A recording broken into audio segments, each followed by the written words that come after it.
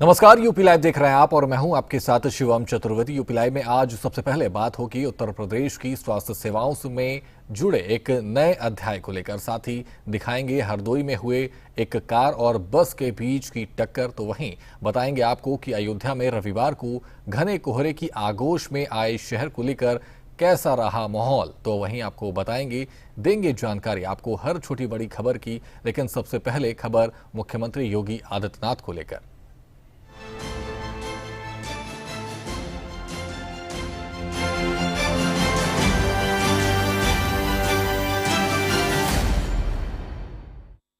उत्तर प्रदेश की स्वास्थ्य सेवाओं में एक नया अध्याय जुड़ रहा है। लखनऊ के लोक भवन में मुख्यमंत्री योगी आदित्यनाथ ने भव्य कार्यक्रम में 1228 नव चयनित नर्सिंग अधिकारियों को नियुक्ति पत्र सौंपे। इनमें से 492 को खुद सीएम योगी ने हाथों हाथ दिए, जबकि बाकी 736 को प्रदेश के 13 राजकीय मेडिकल कॉलेजों और अन्य स्वास्थ्य संस्थानों में लाइव कार्यक्रम के जरिए सांसदों विधायकों ने वितरित किए। इस कार्यक्रम में सीएम योगी ने क्या कुछ कहा, देखिए इस रिपोर्ट में।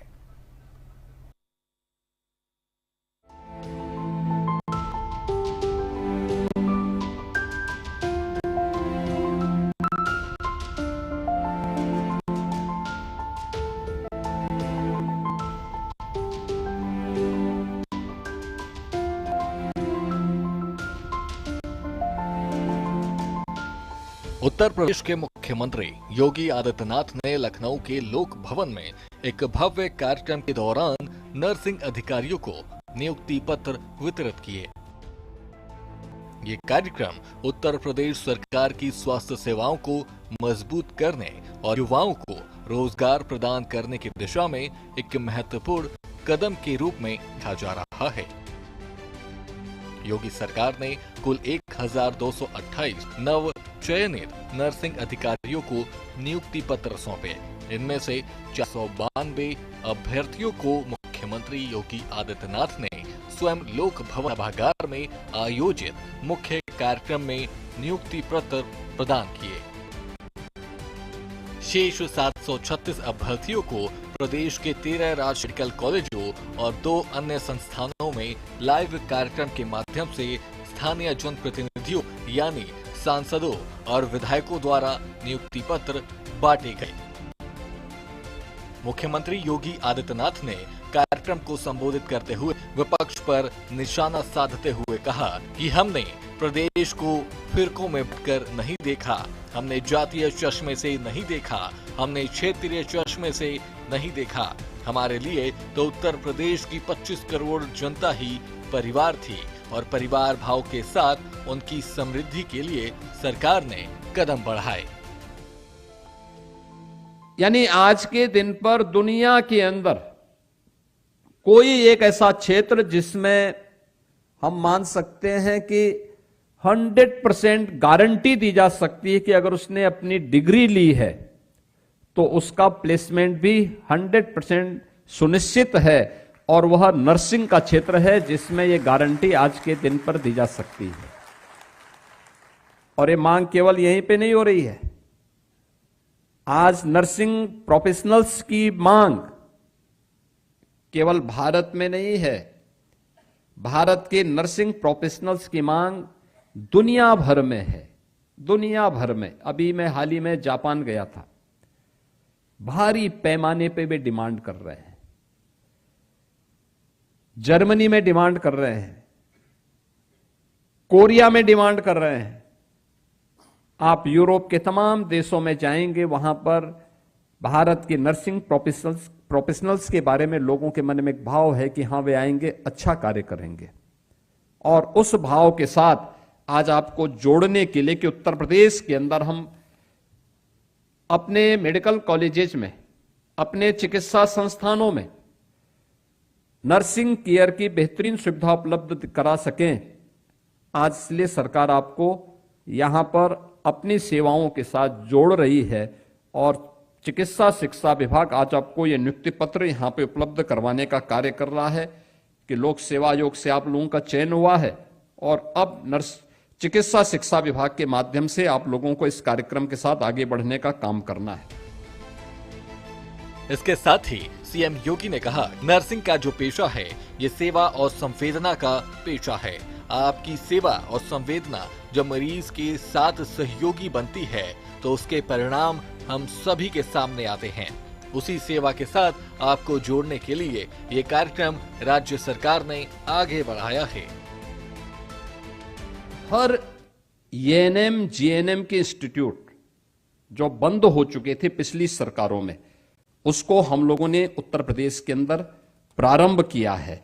और प्रारंभ करने के साथ ही आज मुझे बताते हुए प्रसन्नता है, मैं आपको, मेरे पास वे आंकड़े हैं, जो हम लोगों ने 35 ऐसे एएनएम प्रशिक्षण सेंटर थे जो बंद हो चुके थे, उनको फिर से चालू किया गया, प्रारंभ हुए हैं। प्रदेश के अंदर 31 ऐसे नर्सिंग कॉलेजेस फिर से, यानी उनको नए सिरे से निर्माण कार्य हो रहा है। नर्सिंग कॉलेजेस, मेडिकल कॉलेज है तो मेडिकल कॉलेज के साथ नर्सिंग का भी, जितना महत्व मेडिकल कॉलेज का है उतना ही महत्व नर्सिंग कॉलेजेस का भी है, और उतना ही महत्व पैरामेडिक्स के इंस्टीट्यूट का भी है। एक साथ चलेंगे क्योंकि ये बैकबोन है पूरी सिस्टम का। अगर एक डॉक्टर उस सिस्टम का हेड है तो उसका बैकबोन के रूप में कोई काम करता है तो नर्सिंग स्टाफ काम करता है, और उस नर्सिंग को उस बैकबोन के रूप में हमें आगे बढ़ाना पड़ेगा। और वह कार्य प्रदेश के अंदर आज सामने आई है, और इसी का परिणाम है कि जब प्रदेश के अंदर ये डबल इंजन की सरकार आई तो उसने हेल्थ केयर को भी प्रायोरिटी के आधार पर आगे लिया। आज उसी का परिणाम में ट्रांसफॉर्मेशन के रूप में हम सबको हर एक फील्ड में देखने को मिल रहा है। रिजल्ट बताता है क्या परिणाम है। मातृ मृत्यु दर एमएमआर या शिशु मृत्यु दर आईएमआर में जो भारी अंतर देखने को मिला है, आज यूपी नेशनल एवरेज के समकक्ष खड़ा हो रहा है। नहीं तो ये अंतर लगभग हम 1/3 में थे नेशनल एवरेज के, क्योंकि कोई सब कुछ तो भगवान भरोसे चल रहा था, किसी को पता ही नहीं था, और 19 में चल रही थी। आज यूपी के अंदर आप देखेंगे कि यूनिवर्सल हेल्थ कवरेज, इसमें यूपी के अंदर लगभग 9.25 करोड़ लाभार्थी इससे जुड़े हुए हैं। आभा आईडी में, डिजिटल हेल्थ कार्ड में 14 करोड़ 28 लाख इसके आभा आई कार्ड यहां पे जारी किए गए हैं।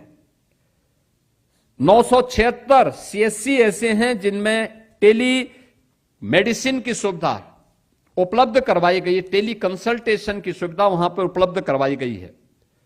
और यूडीएसपी प्लेटफॉर्म पर रियल टाइम डिजीज ट्रैकिंग का काम प्रदेश के अंदर हो रहा है। इन नव नियुक्त नर्सिंग अधिकारियों की तैनाती 13 राजकीय मेडिकल कॉलेजों के साथ जेके कैंसर संस्थान और हृदय रोग संस्थान कानपुर में होगी। साफ है कि प्रदेश की योगी सरकार युवाओं को रोजगार और स्वास्थ्य सेवाओं को मजबूत करने के लिए मिशन पर तेजी से आगे बढ़ रही है। ब्यूरो रिपोर्ट, सूर्या समाचार।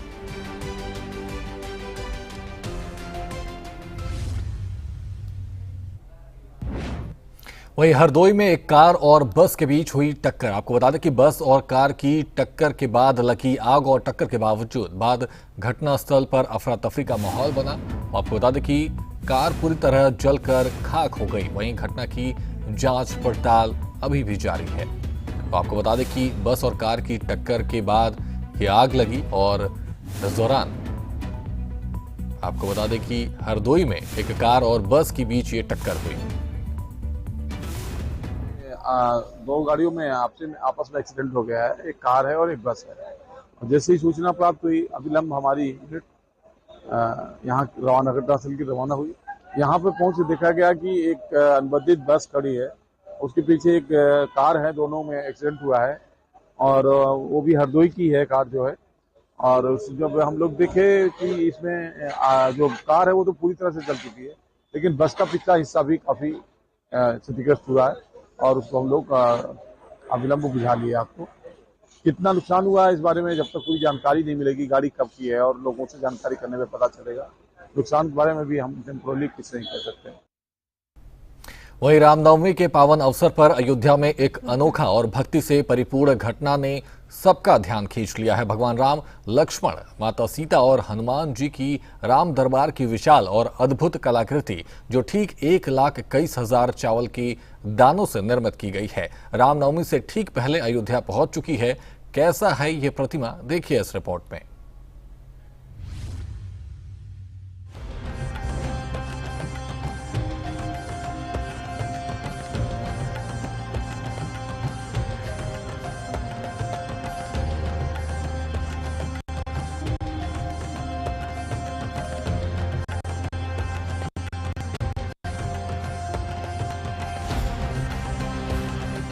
ये है भगवान राम, लक्ष्मण, माता सीता और हनुमान जी की अनोखी कलाकृति जो 1,21,000 चावल के दानों से बनी है।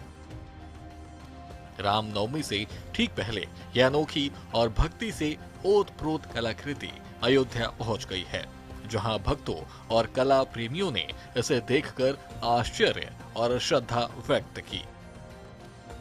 यह आर्टवर्क पूरी तरह से धान से तैयार किया गया है।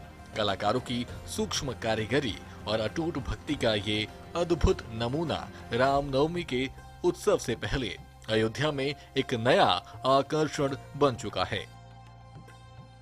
ये कलाकृति ओडिशा के कलाकारों के एक परिवार की ओर से प्रस्तुत की गई है।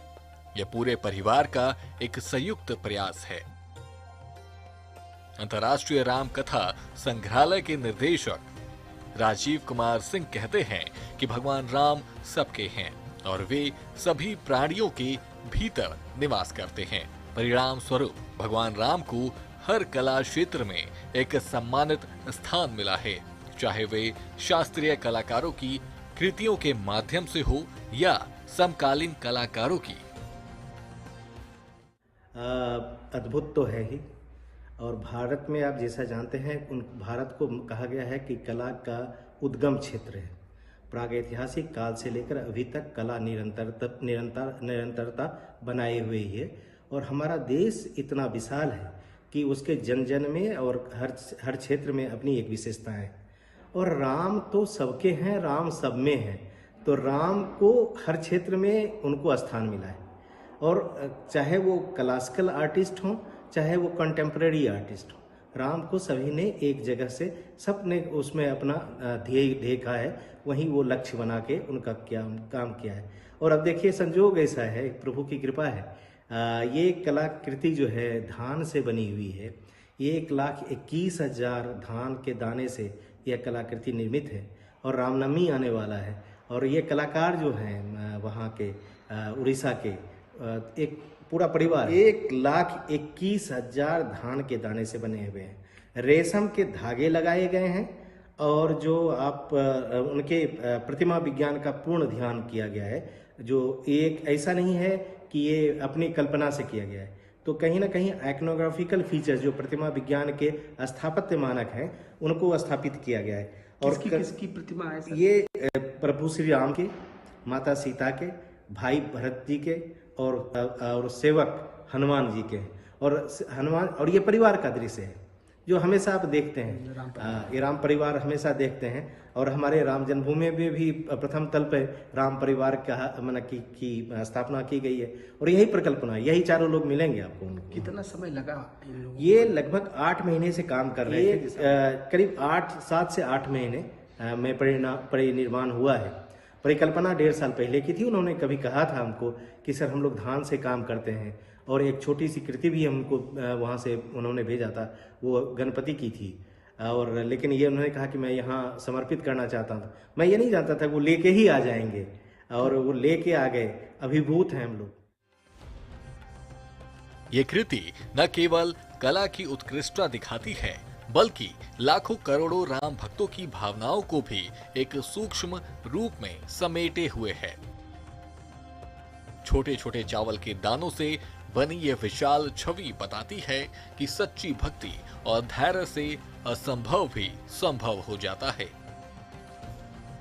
रामनवमी के अवसर पर अयोध्या में ये कलाकृति भक्तों के लिए एक दिव्य उपहार की तरह साबित होगी। उड़ीसा से जो भक्त आया है वो राम का भक्त है, इसीलिए उसने जो धान है वो 1,21,000 के द्वारा उसने जो भगवान का जो रूप है, चित्र है, उसने बनाया है।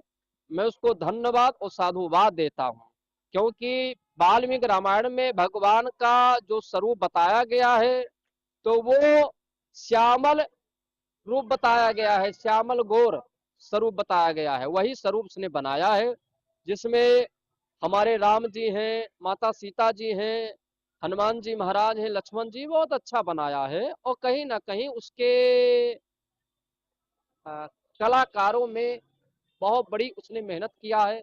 7 महीने उसको लग गए।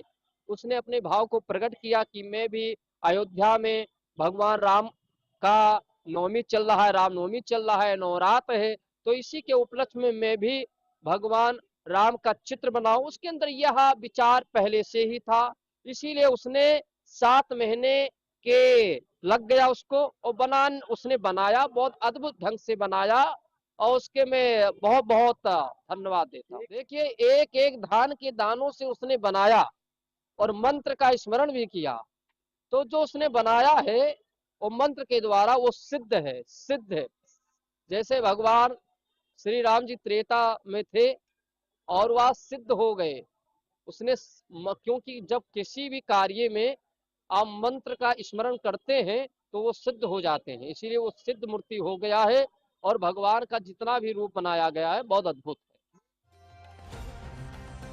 जानकारी है कि ये कलाकृति राम कथा म्यूजियम में प्रदर्शित की जाएगी, जहां आने वाले तीर्थयात्री और श्रद्धालु इसे नजदीक से देख सकेंगे।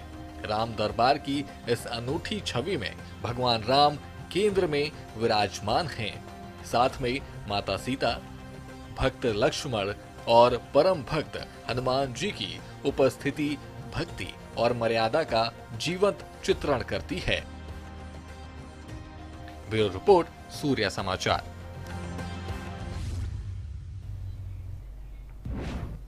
वहीं अयोध्या में रविवार को घने कोहरे की आगोश में आया शहर। आपको बता दें कि कोहरे की वजह से तापमान में आई भारी गिरावट और सुबह के समय मौसम ज्यादा ठंडा और कोहरे वाला हुआ। वहीं ठंड के बावजूद लोगों ने सरयू नदी में किया स्नान। आपको बता दें कि सुबह के समय बहुत कम देखी गई विजिबिलिटी।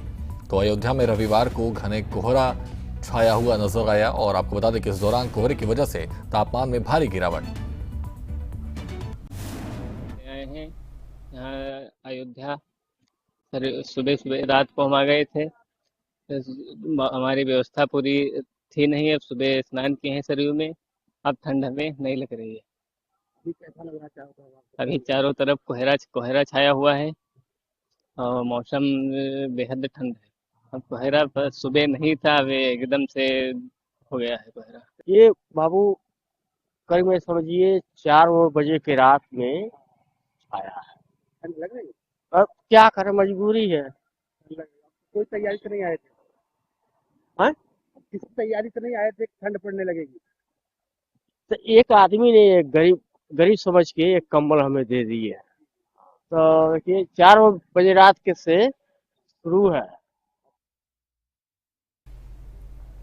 वहीं बीते दिन अंतर्राष्ट्रीय वन दिवस के अवसर पर लखनऊ में एक महत्वपूर्ण आयोजन हुआ। अरण्य समागम के तहत वन एवं अर्थव्यवस्थाएं थीम राष्ट्रीय वानिकी संवाद का उद्घाटन मुख्यमंत्री योगी आदित्यनाथ ने किया। मुख्यमंत्री योगी मुख्य अतिथि के रूप में पहुंचे और 1 दिवसीय राष्ट्रीय संवाद का शुभारंभ किया। कार्यक्रम के दौरान उन्होंने वानिकी क्षेत्र में उत्कृष्ट योगदान देने वाले व्यक्तियों को सम्मानित भी किया। पूरी खबर इस रिपोर्ट में देखिए।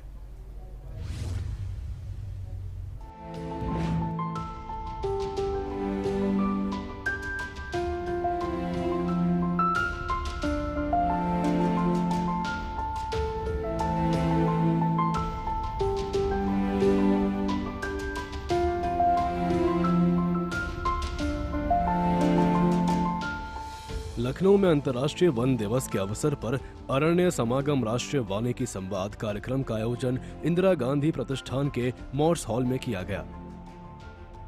जिसमें मुख्यमंत्री योगी आदित्यनाथ ने मुख्य अतिथि के रूप में पहुंचे। मुख्यमंत्री योगी वन एवं अर्थव्यवस्थाएं विषयक इस 1 दिवसीय राष्ट्रीय वानिकी संवाद का उद्घाटन किया। कार्यक्रम के दौरान सीएम योगी ने वानिकी क्षेत्र में उत्कृष्ट योगदान देने वाले व्यक्तियों को सम्मानित भी किया।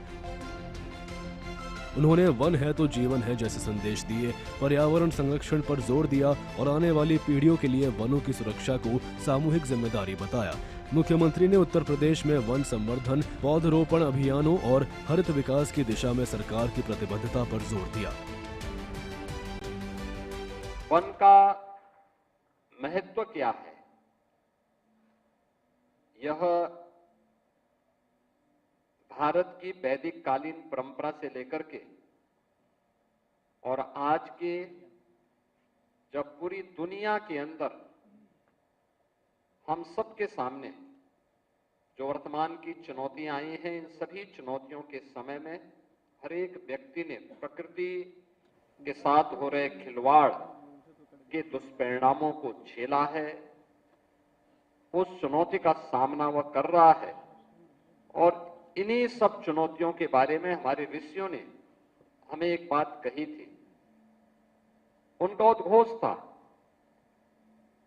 कि धरती हमारी माता है, हम सब इसके पुत्र हैं। माता भूमि, पुत्रोहम पृथिव्या। हर पुत्र का दायित्व क्या होता है मां के प्रति, कि मां के साथ किसी भी प्रकार का कोई खिलवाड़ न हो, उसके सम्मान में, उसकी सुरक्षा में, उसके संरक्षण में। और मुझे लगता है कि दुनिया भर के हर एक नागरिक को इस बात को सोचना चाहिए कि उसके स्तर पर किए जाने वाले प्रयास में कहां चूक हुई है कि आज जो वैदिक कालीन सभ्यता इस बात का उद्घोष करती थी, आज वहां पर आप देख रहे होंगे पूरा एक जो मौसम चक्र है इसमें व्यापक बदलाव, ग्लोबल वार्मिंग और ग्लोबल कूलिंग की जो समस्याएं हमारे सामने पैदा हुई हैं, यह एक नई चेतावनी हम सबको दे रही है। और उन स्थितियों में जो भारत की ऋषि परंपरा ने सदैव हमें इस बारे में कहा है, जिसके बारे में हमारे राज्य मंत्री ने भी इस बारे में चर्चा की थी कि 10 कूप समावापी।